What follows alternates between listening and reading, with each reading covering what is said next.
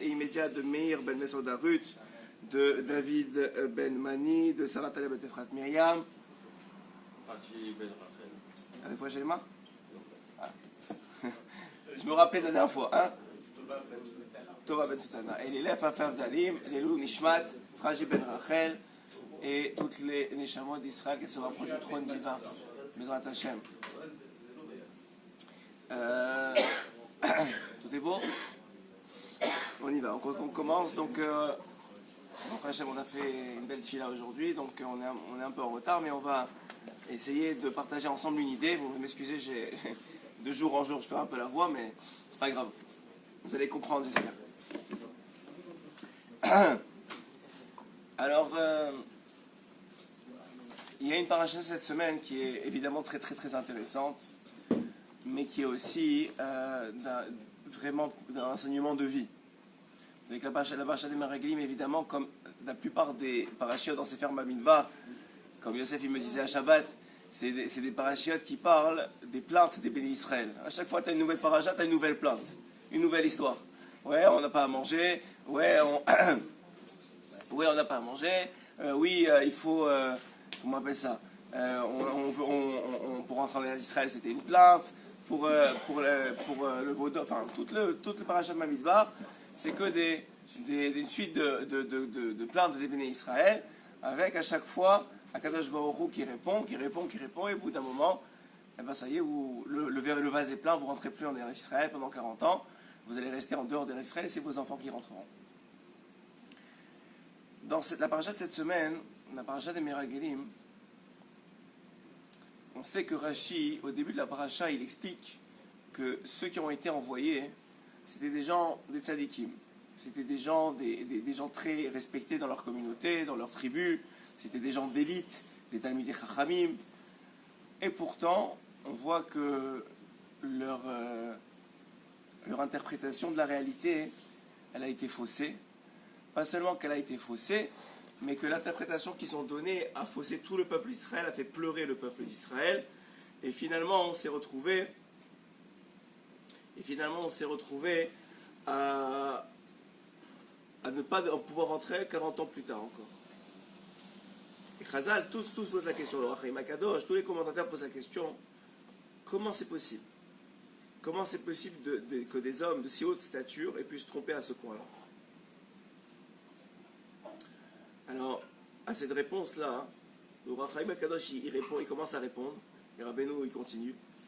Et voici une des réponses que j'ai beaucoup aimées, que j'aimerais partager avec vous et qui va être la base de l'enseignement d'aujourd'hui. La réponse, elle est comme ça. Lorsqu'un homme, il est face à une épreuve, quelle qu'elle soit, plus particulièrement quand c'est une épreuve spirituelle, mais de façon générale, Hachem, qu'est-ce qu'il veut? Il veut faire monter l'homme de niveau. Vous savez, on l'a dit souvent, l'épreuve, elle est là pour faire grandir l'homme. Nous, on est d'un côté comme les anges, parce qu'on a du da'at, et d'un côté comme les animaux, parce qu'on a du libre arbitre. Et donc, entre les deux, il y a nous. Et nous, on est là pour devenir et plus grand que les animaux, j'espère bien, et plus grand que les anges, grâce au contrôle de notre libre arbitre. Maintenant, lorsqu'un homme, il est face à une situation, quelle qu'elle soit, il faut qu'il sache que si il essaie de trouver la solution quand il est face à la situation, c'est-à-dire avant de rentrer dans la situation, alors qu'il sache que ça va le dissuader à commencer à se battre face à la situation. Qu'est-ce que ça veut dire?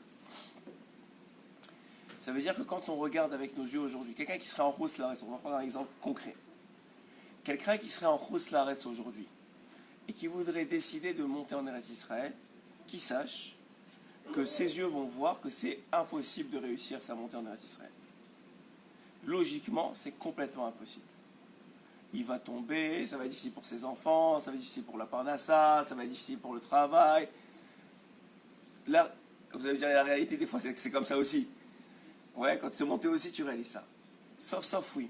C'est vrai que la réalité peut être là. Mais ce qu'il n'a pas confiance lorsqu'il est en Chutz La'aretz, c'est un exemple, c'est vrai pour toutes les situations de la vie, c'est qu'il ne comprend pas comment il pourra tenir bon. Pour lui, c'est pas non seulement la réalité est vraie, mais aujourd'hui, j'ai pas les cochotes, j'ai pas les forces pour faire face à cette réalité-là. Donc dans sa tête, ça ne changera pas. Donc aujourd'hui, il se dit, avec les cochotes que j'ai, cette réalité-là ne me correspond pas, donc j'arrête tout de suite l'histoire. C'est vrai des fois pour le mariage, il y a des gens, ils traînent à se marier. Pourquoi?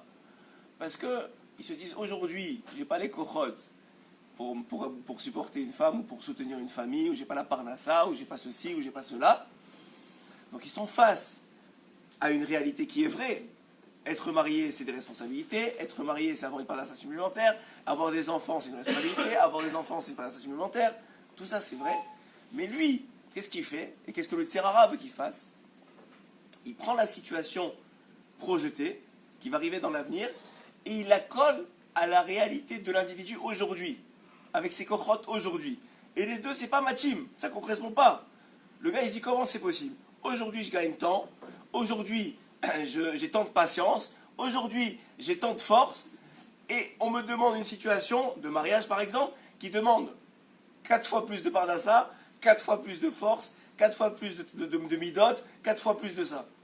Ça et ça marche pas. Donc on commence pas. C'est ce qui est arrivé aux explorateurs. Les explorateurs, ils sont arrivés en terre d'Israël. Ils ont dit, aujourd'hui, voilà nos forces. Aujourd'hui, voilà comment on est. On voit en entrant en Israël, qu'est-ce qu'on voit? Nous, on est rentrés pourquoi? Ils n'ont pas dit ça à Moshe Rabbeinu. Mais pourquoi ils sont rentrés? Pour voir si les forces d'aujourd'hui étaient suffisantes pour battre les habitants de cette terre-là. Quand ils ont vu que ce n'était pas le cas, que c'était des géants, que c'était aujourd'hui avec leur force impossible de les battre, merci, que c'était aujourd'hui avec leur force impossible de les battre, ils sont revenus, ils ont dit, Khled, c'est pas vrai. On va se faire manger, on va se faire détruire, c'est terminé pour nous. Pourquoi? Parce qu'ils ont réalisé un raisonnement logique. Ils ont mis en comparaison leur situation actuelle avec le projet qu'ils avaient. Et ils ont vu, le gars il va acheter une maison à 4 millions, il a 300 000 dans la banque. Et il dit, c'est pas possible. Ça marche pas. Ça sert à rien que j'aille féliciter des maisons à 4 millions. Vous allez me dire, dans la matérialité, c'est encore discutable.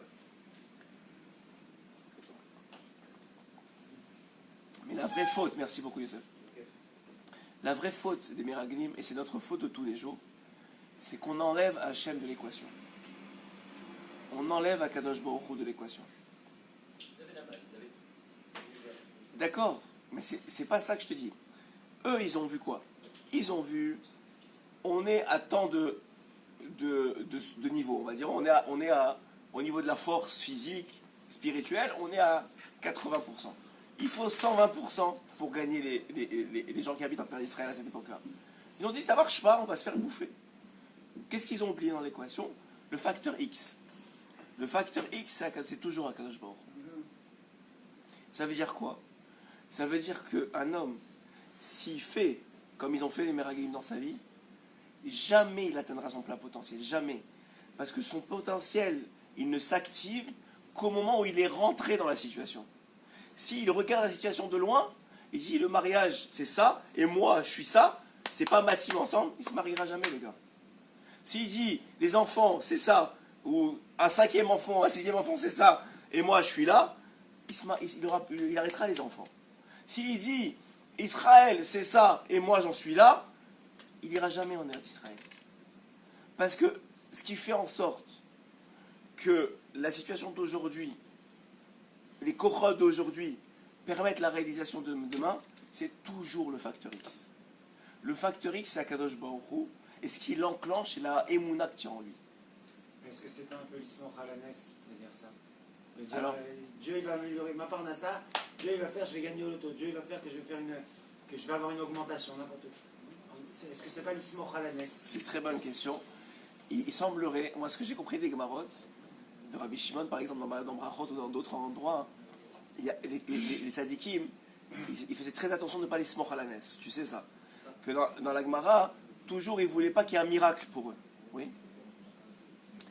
Mais la réalité, c'est qu'on voit à chaque fois que quand est-ce qu'ils ne voulaient pas qu'il y ait un miracle? Quand il s'agissait, par exemple, qu'ils n'avaient pas d'argent pour manger, ils ne voulaient pas que ce soit pris de leur lamaba. Quand il s'agissait de choses matérielles, dans la matérialité, c'est vrai que les tzadikim, ils ont toujours fait très attention de ne pas utiliser Hachem. Mais quand il s'agissait de monter le niveau spirituel, Eretz Israël, c'est monter le niveau spirituel. Même si ça implique de gagner plus d'argent pour vivre ici, c'est de monter le niveau spirituel. Se marier, c'est de monter le niveau spirituel. C'est une mitzvah en soi. Avoir des enfants, ne pas arrêter d'avoir des enfants, c'est des mitzvot à chaque fois. C'est monter le niveau spirituel. Et dans ça, Hachem, il te dit, au contraire, comme dans la tzedaka, tu as le droit de me comment on dit, de me mettre à l'épreuve. Dans les mitzvot aussi, c'est la même chose. Quand il s'agit de faire une mitzvah, sache que je vais être avec toi. Parce que si un homme, il pense comme ça, ah tu comprends, je ne peux pas aller se à la laisse, il me faut une part d'ascendant de me marier. Le gars, il va se marier à 30 ans. Mais son zivou, peut-être qu'il avait à 20 ans. Le gars, il aura des enfants à 50 ans. Aujourd'hui, pour avoir une part d'ascendant, pour avoir des enfants, 55 ans, puisqu'à 6 ans, il faut un iPhone X, et à 7 ans, un iPhone XR. Donc ça veut dire quoi? Il faut attendre 50 ans pour avoir des enfants. Donc si tu commences sur cette base-là, tu as raison. Un homme, par exemple, il veut toi, tu es dans le domaine, le gars, il a un budget de 300 000 shekels. Il va venir, je veux voir des maisons à 4 millions. Tu vas dire, s'il te plaît, ne fais pas longtemps. T'as une place de parking. Voilà, une place de parking, et encore, en Israël, c'est pas sûr. Qui te la laisse. Qui te laisse là-bas tout le temps. Ils vont te la faire changer toutes les semaines. Ouais, ça veut dire quoi? C'est une location de place de parking. Ouais, ils vont te payer pas la ronde sur la place de parking, t'as raison. Mais tout ça pour dire quoi? Que c'est vrai que t'as raison. Je ne parle pas de quelqu'un qui est fou. Moi, je te parle de... Qu'est-ce qu'on nous reproche aux Meraglim? Sauf, ils avaient raison. Si tu prends Al-Pipshat, ils avaient raison. Ils sont à un niveau de force de... Ça, c'est une explication. Il y a une raison qui dit qu'ils voulaient garder leur kavod. Ça, c'est d'autres explications. Mais on va prendre cette explication-là, du Rachaim Akadosh. Il dit, je comprends pas, ils ont un niveau de force de 30%. Il faut que les autres, ils soient à 100%. Il dit, à quoi ça sert? On va se faire détruire.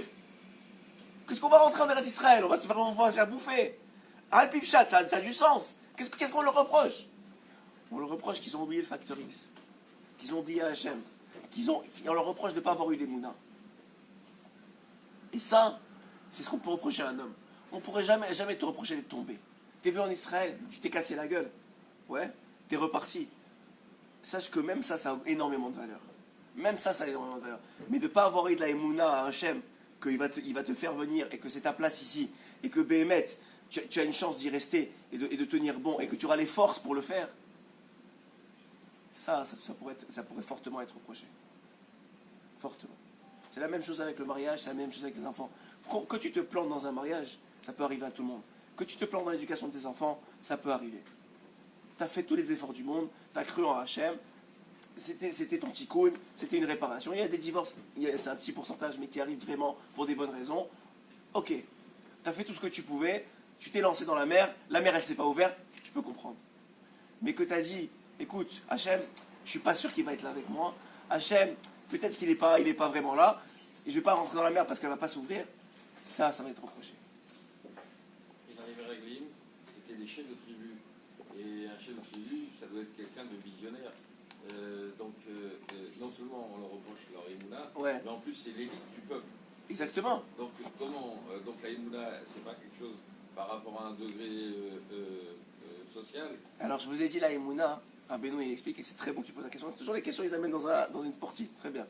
Alors il dit ici, au contraire, on aurait dû attendre plus de Emouna, parce que c'était des élites, n'est-ce pas? Alors on voit de là que la Emouna, au contraire, c'est abîmé par l'intelligence. Plus tu as de Chokhma, plus c'est difficile d'avoir de la Emouna. Parce que plus justement tu évalues la situation par la logique. Tu dis, attends, moi je suis intelligent, je suis quelqu'un de tracham, j'ai fait des études, je vais aller en Eretz Israël maintenant, je comprends pas, ça fait pas de sens, j'ai tant de budget, j'ai tant de trucs, j'ai tant de machins, qu'est-ce que je vais aller faire là-bas? Mais quelqu'un, il n'a pas de parnassa en Rousse-Larès, il n'a pas fait d'études. Il dit, tu sais quoi? Un rabbin il lui dit, tu sais quoi? C'est une mitzvah d'Eretz Israël. Ah ouais, il rentre chez lui, il dit, tu sais chérie, le rabbin il a dit c'est une mitzvah d'Eretz Israël. Viens on y va. Il se pose pas de questions. Et lui il réussit. Bon, il travaille dur, il fait 4 boulots, je dis pas. Mais à 120 ans, je te garantis que le gars qui est venu ici, c'est pas le même en là-bas. Ça c'est 100%. Ça c'est un exemple, je vous donne Eretz Israël, ça peut être n'importe quoi d'autre. Alors c'est vrai que tu entends des gens qui se sont plantés, mais je vous dis, Rabbeinu il dit, quand tu te plantes, c'est parce que tu travailles avec ton sechel alors qu'il faut travailler avec ton cœur.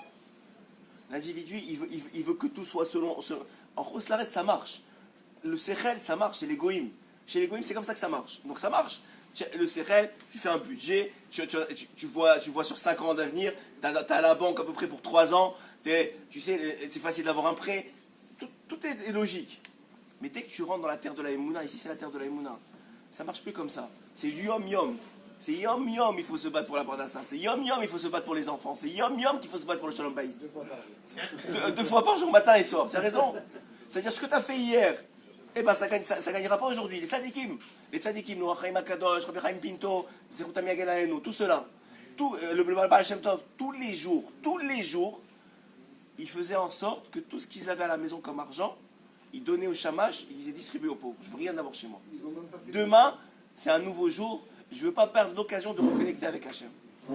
Mais quelqu'un qui a du sechel, dit tu es malade. Au contraire, je vais accumuler, comme ça demain je n'ai pas besoin de me casser la tête, de ressortir encore dehors, de reprier, de redemander à Hachem d'Aparnassa. J'ai à la maison. Mais les tzadikim, non, au contraire. Les vrais tzadikim, ceux qui n'étaient pas dans les miraglim. Ouais. Et qu'est-ce qu'ils ont fait, Yoshua Binoun et Caleb Ben Yefune? Ils ont éprouvé de la... C'est quoi qui les a sauvés? C'est la Emouna. Qu'est-ce qu'il a fait Caleb Ben Yefune? Première chose, il est parti à Hebron, il est parti prier chez les tzadikim. Il leur a dit, aidez-moi à être sauvé des miraglim. Aidez-moi à être sauvé du mauvais œil, du fait de voir mal la terre d'Israël. C'est une épreuve d'Emouna. Quelqu'un qui veut faire une mission, la première chose qu'il fait, il fait la mission. Ouais, tu veux la Parnassa, la première chose que tu fais, eh ben tu vas travailler. Non, la première chose que tu fais, je vais prier. Ça, c'est une preuve d'Emouna. La première chose que je fais, attends, je comprends pas. Le gars, il comprend pas. Il dit, toi, tu veux d'argent. Mais la première chose que tu fais, c'est que tu prends une semaine de vacances pour aller en Israël faire le tour des tzadikim. Tu veux te marier. Et avant de faire des ivougim, avant de rencontrer des femmes, ou une femme pour te marier, qu'est-ce que tu fais? Tu vas en Israël pour aller prier chez Rabbi Meir Balanes ou chez Rabbi Yehuda Bar Ilai? Ça fait pas de sens. Si tu veux une femme, tu rencontres les femmes et tu vas trouver. Non. D'abord, je prie. C'est une preuve de Emouna. Caleb Ben Yefune, comment il a réussi? Comment il a été sauvé? Caleb Ben Yefune, il a eu quoi? Et on lui a ajouté un Yud. Le Yud de qui? De Sarah. De Sarah. Et le Midrash dit, on a pris le Yud de Sarah, on l'a mis chez Caleb Ben Yefune. Sarah, c'est qui? C'est Baal Emouna, c'est la femme de la Emouna. Le Yud, c'est Akadosh Baruch Hu. C'est-à-dire, on lui a ajouté le facteur X. Pourquoi? Parce que Moshe Rabbeinu, il savait qu'il était en danger. Pourquoi il était en danger? Le Harizal, il explique pourquoi il était en danger. Moshe Rabbeinu. Yeshua Binoun, excuse-moi. Il est parti prier. Yeshua Binoun, qui s'appelait Oshéa, on lui a ajouté, Moshe Rabbeinu lui a ajouté un Yud, le Yud de Sarah. Ouais. Pourquoi?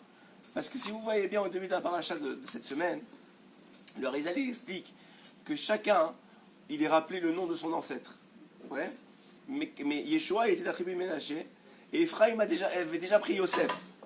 Dit le Harizal, quand on a nommé le nom de l'ancêtre, c'est pas seulement qu'on nomme qui vient de lui, c'est qu'il allait avoir un Nitzotz de l'ancêtre qui allait venir avec lui en terre d'Israël, pour l'aider à voir bien la terre d'Israël. Et on voit que même ça n'a pas suffi. Alors quand Moshe il a vu ça, il a dit attends, mais Yoshua il a personne. Il n'a pas eu de Nitzotz, il n'a pas eu d'étincelle de son ancêtre, parce que Yosef a déjà été pris. Alors il dit alors moi je vais lui ajouter les étincelles de Sarah. Je vais attacher le Yud de Sarah, et Sarah elle va l'aider à voir bien. Et à le sauver du Yetzirara, de faire face à une situation et de la juger comme on est aujourd'hui. Si vous voulez réussir dans la vie, si vous voulez évoluer dans la vie, si vous voulez grandir dans la vie, il faut avoir l'humilité de ne pas juger la situation comme vous êtes aujourd'hui. Parce que si vous la jugez comme aujourd'hui, pourquoi la situation ne vous est pas présentée aujourd'hui? Pourquoi vous êtes quelqu'un qui n'est pas encore marié? Pourquoi il n'est pas encore marié? Justement parce qu'il n'a pas encore les cochotes. Mais il les aura au moment où il va se marier. À quoi ça sert que Hachem lui donne des cochotes ou une parnassa de quelqu'un qui est marié alors qu'il ne l'est pas encore? C'est pour ça que le Zohar il dit quelqu'un qui n'est pas marié, qui travaille, qui gagne de l'argent, il prend sur son lamaba. Pourquoi il dit ça le Zohar Kadosh? Pourquoi il dit ça? Parce que pour l'instant ça ne lui sert à rien. Il a plus de parnassa que ce qu'il a besoin. Donc ça veut dire tout ce que tu prends de plus que ce que tu as besoin, c'est pris du lamaba. Oui ou non? Qu'on voit avec les élèves de Rabbi Shimon Bar Yochai, ils voulaient de l'argent, ils les amenaient dans une vallée, il a rempli la vallée, excusez-moi, il a rempli la vallée d'or. Il leur a dit maintenant, vous voulez faire comme l'autre qui est parti en Khouslar et gagner de l'argent? Allez-y, prenez. Je serai pris sur votre lamaba. Pourquoi? On a le droit de l'argent, on a le droit de vivre. Mais eux, ils avaient ce qu'ils avaient besoin pour être des grands sadikim. Ils n'avaient pas besoin de plus. Donc tout ce que tu prends en plus, ça t'est pris sur ton lamaba. Tout ce que tu prends en plus, c'était pris sur ton lamaba. Donc pour eux, c'était prendre un peu d'argent. Pour nous, c'est prendre beaucoup. Mais celui qui te gagne au loto, peut-être c'est pas pour lui. Alors lui, il est pris sur l'Olam Abba. Mais celui qui gagne bien sa vie, c'est normal aujourd'hui. Ouais. Mais ce qu'ils sont en train de dire ici, c'est que Yoshua Binoun, ouais, et Caleb Yefune, qu'est-ce qu'ils ont compris? Ils ont compris qu'il y a un facteur X. Il y a Hachem dans l'histoire. Et c'est ce qu'il a défendu. Quand Yoshua Binoun et Caleb Yefune, ils ont parlé pour défendre. Ils ont dit, mais vous avez oublié Hachem dans l'histoire, je comprends pas. Vous avez raison. Aujourd'hui, avec notre situation, on perd la guerre. Mais entre-temps, il y a Hachem. Entre-temps, il y a la Emouna qu'on a en lui, il va nous sauver. C'est vrai, devant la mer. Vous avez raison, on va se planter. Il n'y a aucune façon de s'en sortir. Mais vous avez oublié le facteur X. C'est Akadosh Baruch Hu, on rentre dans la mer elle s'ouvre. Un homme, s'il ne vit pas avec ce facteur X et avec sa Emouna, il n'évoluera jamais. C'est même pas une question, il va régresser dans la vie. Parce qu'il va se dire tout le temps, je ne suis pas au niveau, donc ça ne sert à rien. Je ne suis pas au niveau, donc ça ne sert à rien. Le mariage c'est trop dur, je vois bien, je ne suis déjà pas au niveau avec mes midotes, alors le mariage c'est encore pire. Alors c'est pas la peine. Les enfants, je vais m'arrêter là. Déjà j'ai pas la parnassa pour 3, comment je vais faire pour 4? Qu'est-ce qu'elle dit la Gemara? Chaque enfant, il amène sa parnassa. Ah mais tant que tu l'as pas, elle n'est pas là. Pourquoi? Parce que ça dépend de ta Emouna. Ouais, les mariages des enfants c'est comme ça. Mes enfants, ne vous mariez pas, j'ai pas la parnassa aujourd'hui. Tu vas dire ça à tes enfants? J'ai pas la parnassa, s'il te plaît, te marie pas. Il est fou le père qui dit ça. Il dit non, Hachem Yazor, marie-toi, on va trouver des solutions. Et il trouve les solutions. C'est difficile, c'est pas facile. C'est difficile. Mais il trouve les solutions à la fin. Pourquoi? Parce que ça s'appelle le facteur X, ça s'appelle le facteur d'Akadosh Baruch Hu. Un homme qui a la Emouna, il enclenche le facteur X. Un homme qui enlève la Emouna, il va rester à sa place. Ils sont restés 40 ans dans le désert. Il leur a dit quoi? Il leur a dit, vous avez prouvé avec toutes ces épreuves-là de Bamidbar, la caille, la nourriture, les meraglim, toutes les plaintes. Quand tu te plains, c'est parce que quoi? Parce que tu dis, Hachem, j'ai pas la Emouna en toi. C'est ça que tu dis. Quand tu dis, ouais, je comprends pas, c'était mieux avant, c'était mieux ça, c'était mieux ça. Ça veut dire quoi? Ça veut dire, tu dis à Hachem, je crois pas que tu vas m'aider. Je crois pas que tu vas rendre ça meilleur. Je vois aujourd'hui que c'est pas bon, ça veut dire que ça va rester comme ça toute la vie. Mais quelqu'un qui enclenche le facteur X, qui comprend qu'Hachem il est dans sa vie, qui comprend qu'Hachem c'est juste un palier et qui va le monter, ouais. Moi je me rappelle toujours les jeux vidéo quand on était petits. Ouais. Quand on était petits, au début quand on passait un palier, on se cassait la gueule tout de suite. Ouais. Pourquoi? Parce qu'on ne connaissait pas de nouveaux paliers, donc on ne savait pas les chemins qu'il fallait emprunter. C'est le Super Mario qui devait emprunter les chemins, on ne savait pas. Donc on se cassait la gueule. Il fallait refaire 10, 15, 20, 100 fois le truc. Et après ça, si ton petit frère est venu avec le jeu, il disait j'arrive pas, au bout de 30 secondes tu trouvais le chemin. Mais c'est la même chose dans la vie. Le gars il dit, il tombe la première fois dans le nouveau palier. Ah, il dit, ça veut dire que le palier n'est pas pour moi. Eh ben alors reste dans le palier d'avant toute ta vie. C'est dommage. Parce que tu vas devoir revenir mon grand. Parce que Hachem il va pas te laisser tomber. Il va pas te laisser tomber. Le palier il faut que tu le passes. Si ton palier c'est 150, et ben si tu prends 37 vies ça, il va t'en rester encore et tout le reste pour les autres vies. Ça veut dire que tu vas revenir, jusqu'à ce que tu arrives aux 150 paliers. Et Rabbeinu il dit le palier c'est la Emouna. On ne te demande pas de faire, c'est Hachem qui fait. Sauf c'est Hachem qui fait. Si tu dois réussir, tu vas réussir. Si tu ne dois pas réussir, c'est la volonté d'Akadosh Baruch Hu. Moi j'ai fait ce que j'avais à faire. On m'a demandé de venir en Israël. Ouais, on m'a demandé de venir, je suis venu. Maintenant mes enfants ils sont comme ça, ils sont comme ça. Maintenant, ça c'est pas moi. Moi j'ai fait mes efforts à moi. Mais par contre, un homme il dit, tu comprends, en France j'ai plus de parnassa, j'ai plus de chances de leur donner des cours, ils vont faire de meilleures études. Ah baba, tu fais le méraguel, là, c'est tout ce que tu fais. Peut-être qu'avec tes yeux, à 60 ans, tu vas voir tes enfants qui ont des bons postes, etc. Mais à 120 ans, on va te dire, mon grand, c'était pas ça qu'il fallait faire. Et c'est à 120 ans que ça compte, c'est ça l'éternité. Nous, on n'a pas de calcul, on ne fait pas de calcul.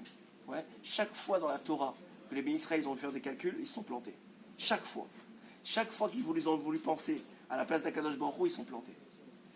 À chaque fois. Parce que Hachem, il n'a pas les mêmes jeux que nous, il n'a pas la même grille de valeur que nous. Lui, il a une grille de valeur éternelle, il voit la fin. Il ne voit pas cette vie-là, il ne voit même pas la vie d'avant, il ne voit même pas ce jour-là, il voit la fin. Alors toi, tu vois ton fils, toi tu as fait le maximum, et tu l'as mis dans les restreints, etc. Tu vois ton fils aujourd'hui, mais tu ne sais pas ce qu'il va devenir, d'abord, après que tu sois parti, tu ne sais pas ce que ses enfants ils vont devenir, tu ne sais pas ce que ses petits-enfants ils vont venir, tu ne sais pas tout ça. Hachem, il voit la conséquence du fait que moi j'ai pris ce livre maintenant. Que j'ai ouvert cette page-là. Toi tu la sais, tu la connais pas, toi tu vois même pas le bout de ton nez. Et tu veux maintenant pouvoir juger une situation. On ne peut pas juger une situation. La seule chose qui nous reste entre les mains, c'est la Emouna. La seule chose qui nous reste entre les mains, c'est de dire, tu sais quoi? On a un Dieu, il nous a donné une Torah, il nous a demandé des mitzvot, eh bien viens, on va les faire. Ah, mais la conséquence, elle n'est pas bonne. C'est pas mon problème. Hachem, il m'a demandé, moi je fais ce que je peux, et je sais qu'il va m'aider. Et plus tu auras de la émouna, plus il va t'aider, plus tu vas monter de niveau, et plus tu n'auras pas besoin de revenir. Quelqu'un, on lui dit, viens au Manor Shana, il me dit, j'ai pas de Parnassa. Ouais.